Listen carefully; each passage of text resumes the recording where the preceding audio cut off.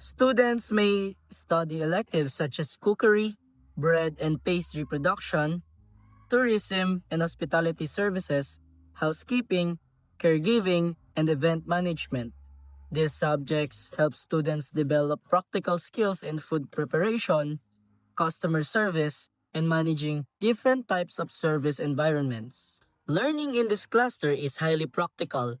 Students often participate in cooking demonstrations, restaurants or hotel stimulations, caregiving practices, and event planning activities.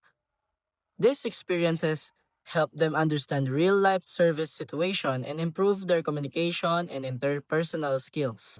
This cluster prepares students for college courses such as hospitality management, tourism management, culinary arts, nutrition, and education.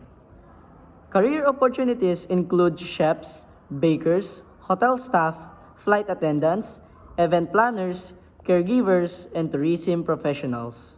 Students who enjoy helping others, creating experiences, cooking, or organizing events may find this cluster both enjoyable and practical for future careers. It also develops discipline, responsibility, and strong customer service skills, which are valuable in many industries.